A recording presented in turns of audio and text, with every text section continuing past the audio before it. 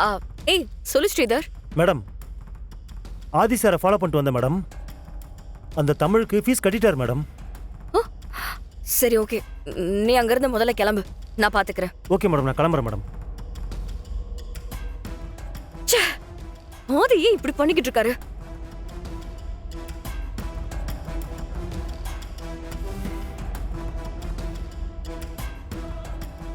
சுதாகர், வாங்க பாட்டி. நான் சொன்னனே ஒரு விஷயம். ஆ?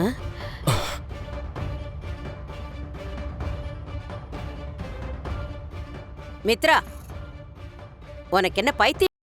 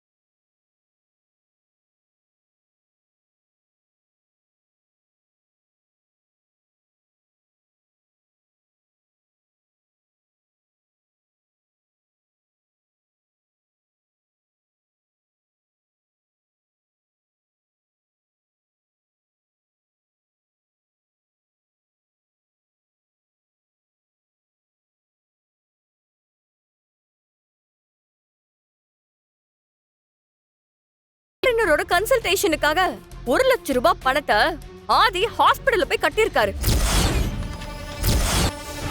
எல்லாரும் குடும்பமா மொத்தமா எங்க போயிட்டு வரீங்க? தமிழ்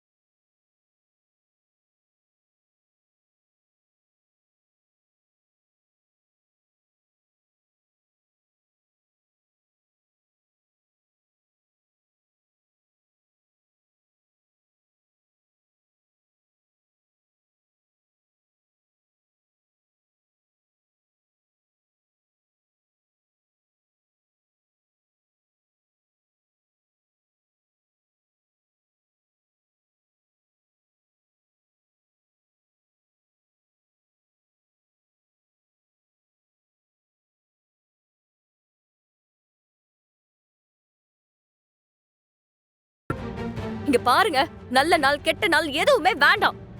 இப்போ நீங்க தாலி கட்டுறேன்னு சொன்னா கூட நான் கழுத்தை நீட்டுறதுக்கு தயாரா இருக்கேன். சொல்லுங்க சொல்லுங்க ஆதி, நீங்க என்ன பண்ண போறீங்கன்னு சொல்லுங்க. மாப்ள, என் பேத்தியோட நிலைமைய பாத்தீங்களா? உங்களை கல்யாணம் பண்ணிக்கணும்னு ஆசைப்பட்ட பாவத்துக்காக அவளுக்கு பைத்தியமே புடிச்சிடும் போல இருக்கு. ஒரு பிரச்சனையா 2 பிரச்சனையா?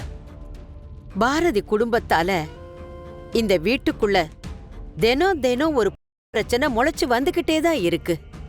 இதுக்கு மேலேயும் என் பேத்தி மனச கஷ்டப்படுத்திக்கிட்டு நீங்க இப்படி இருக்கிறது எனக்கு சுத்தமா பிடிக்கல. அவ உங்களை எந்த அளவுக்கு விரும்புறான்னு தெரிஞ்சும் அதுக்கு முக்கியத்துவம் கொடுக்காம நீங்க இப்படி கண்ட குடும்பத்துக்காக என் பேத்தி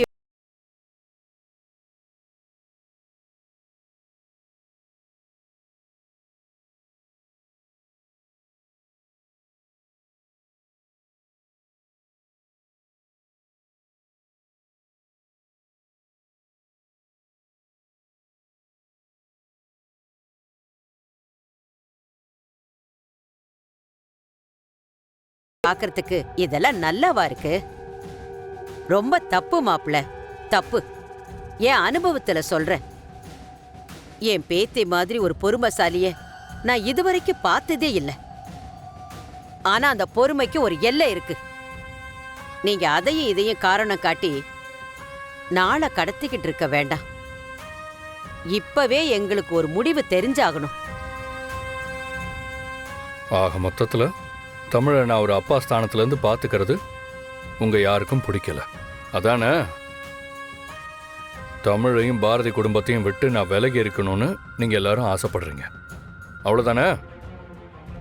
சரி, உங்க எல்லாரோட கேள்விக்கும் நான் கண்டிப்பா பதில் சொல்றேன். அதுக்காக நீங்க எல்லாரும் நாளைக்கு வரைக்கும் வெயிட் பண்ண வேண்டியிருக்கும்.